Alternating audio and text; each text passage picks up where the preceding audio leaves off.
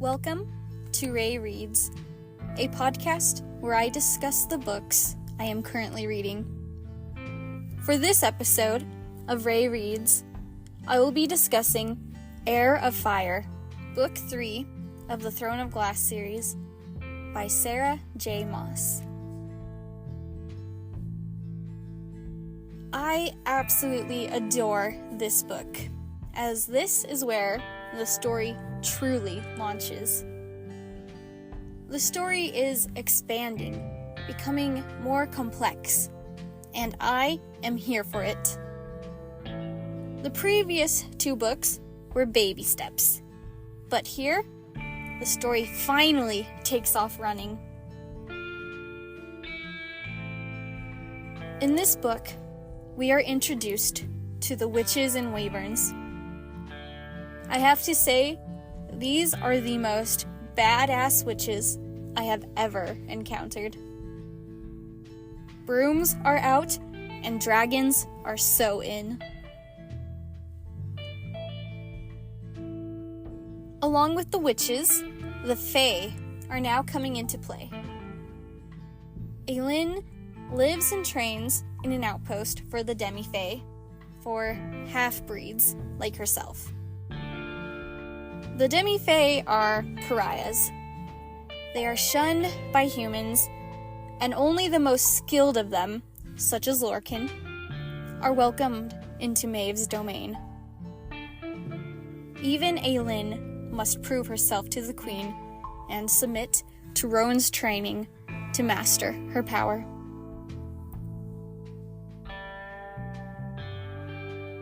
There are people in the fandom who think Rowan is cruel and abusive.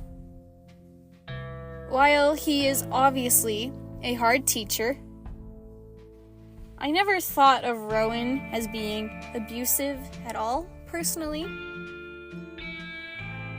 He shouldn't have threatened to whip Aelin for being an uncooperative student, but it makes sense given how common a punishment whipping is in Maeve's court. And, to his credit, Rowan immediately feels regret when he sees Aelin's scars for the first time and realizes his mistake. Once he begins to understand her better, Rowan isn't a horrible instructor. The problem is that Rowan and Aelin do not know how to communicate with one another at first.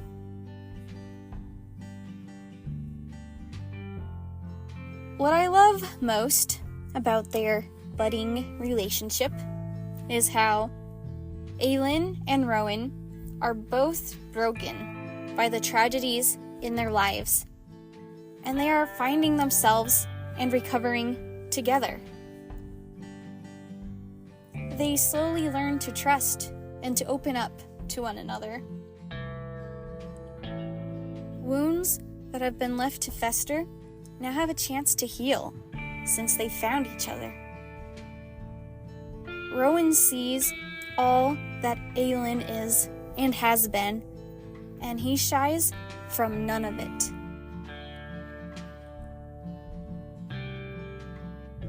Aelin and Rowan are well suited for one another. His ice and wind magic perfectly complements and opposes Aelin's fire. He can both smother and fuel her flames. It makes sense that they are Karanim.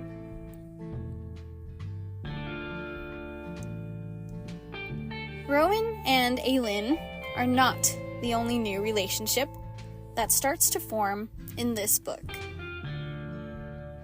Dorian finally notices a healer who had a crush on him for years.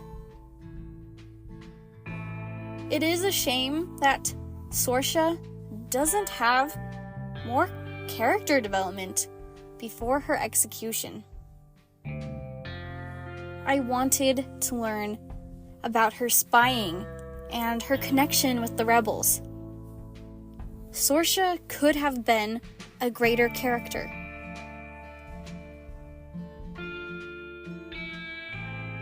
Setting aside her rebel activity, Sorsha is an underdeveloped character. Her relationship with Dorian does not get the attention it deserves. The tragedy of her execution barely impacts me because I barely know her. I want more of Sorsha bonding with Dorian as she helps him control his magic as they fall in love. Dorian wants to run away with her, to have a life with her.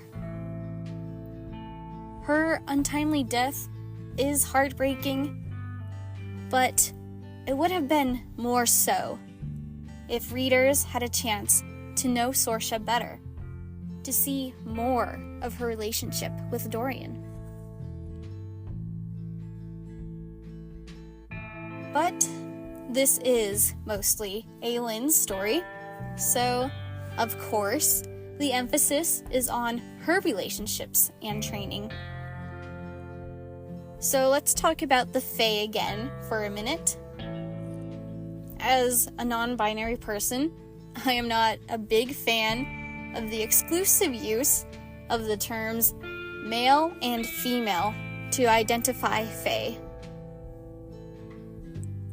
I have to wonder what a non-binary Fae would call themselves. At least we have canonically gay mates, and that does make me happy.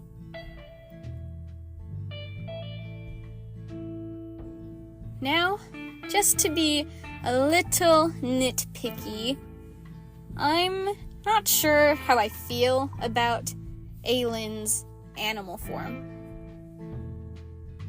Humans are animals, but I kind of think there should be a distinction between humanoid beings and other animals. Having her animal form be human is convenient, but I think it would have been cooler if Aylin had a more traditional animal form.